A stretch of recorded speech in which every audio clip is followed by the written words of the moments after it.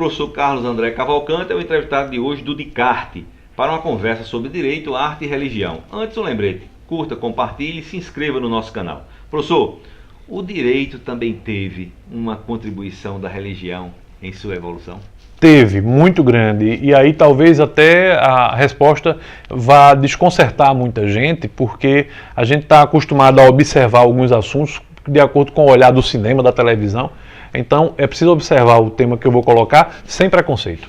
A grande influência que a igreja ofereceu, o cristianismo ofereceu para dentro do direito, por incrível que pareça, foi o direito inquisitorial. Por que o direito inquisitorial? Porque ele tem uma característica de racionalização processual. Foi o primeiro direito que estabeleceu medidas de tempo, obrigatoriedade de um procurador do réu, que é uma espécie de advogado de defesa, sem os poderes que o advogado de defesa hoje em dia tem, a necessidade de provas que estejam relatadas por escrito e, ou seja, a racionalização do processo até um veredito, até uma solução. Agora, claro, um direito que aceitava coisas que hoje, por exemplo, como prova, seria possível dizer que alguém voou até uma abadia e entrou em forma espiritual, transformou-se novamente em homem e violentou uma freira. Isso é parte de um processo inquisitorial que eu já estudei. Então, a noção do que é prova naquele tempo era outra coisa. Mas a estrutura, o esqueleto, digamos assim, de um processo, a racionalização da processualística foi uma iniciativa dos inquisidores, que eram muito orgulhosos por isso e foram estudados amplamente por Max Weber, que demonstra a importância desse direito inquisitorial sem retirar dele o caráter de intolerância religiosa óbvio, né? Essa contribuição é mais nítida no caso da construção da ideologia dos direitos humanos? Por incrível que possa parecer também, esse processo, como tudo na história é dialético, tudo na história é complexo, né? Esse processo de racionalização do direito gera por parte dos inquisidores, gera uma expectativa. As pessoas passam a saber que existe um direito que se atribui a elas.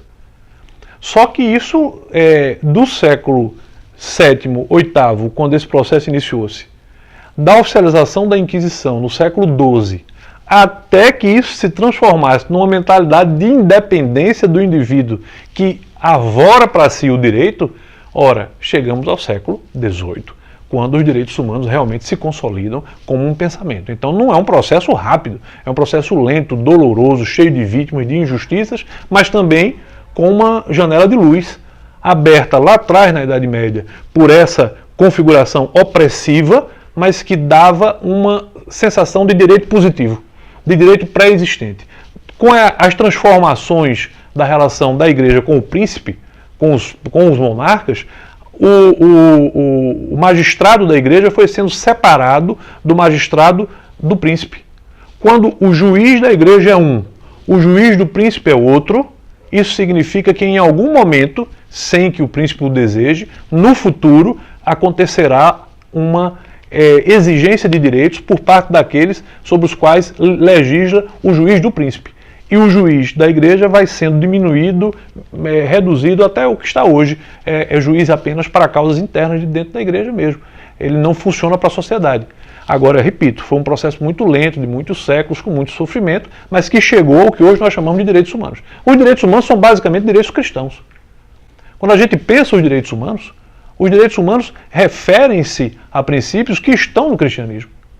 Se você pensar, por exemplo, o próprio direito à vida, o direito à vida, que é um direito humano essencial básico, é uma noção, um conceito do cristianismo que o diferencia no seu tempo, inclusive, como uma religião que traz o direito à vida para todos, não só para um povo escolhido ou para aquele que for cidadão romano, não, mas para todos, homens e mulheres. Como vários dos direitos humanos têm origem no cristianismo. É impossível entender os direitos humanos sem compreender a história do cristianismo. O que não significa que hoje ele esteja preso a nenhuma igreja. Não. Hoje os direitos humanos são laicos. O senhor se referiu à contribuição da Inquisição no sentido de preparar um processo, de preparar, sim, digamos assim, um caminho, né? uma liturgia de como o direito iria ser postulado, defendido e, enfim, julgado. E que outra contribuição o senhor citaria como sendo assim, como tendo a origem na igreja? Há um outro direito na igreja que, mesmo não sendo voltado para a sociedade, não tendo a intenção de regular a sociedade como um todo, trouxe também uma tradição crítica muito importante, que é o direito canônico.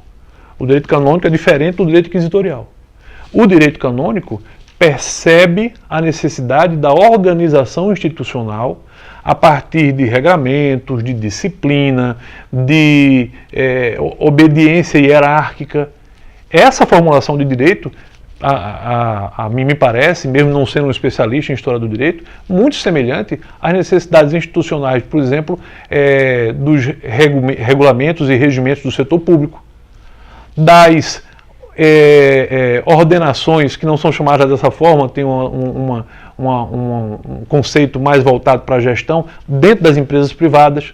Quando a empresa privada decide, por exemplo, qual é o seu objetivo, qual é a sua missão, ela está também disciplinando, está também organizando. Então, como corporação, enquanto a soma de várias pessoas, na Idade Média, na corporação, soma de muitos corpos, ou seja, pessoa jurídica, a igreja desenvolveu um direito canônico que hoje é uma inspiração para todas as diversas, as mais diversas instituições, tanto públicas quanto privadas.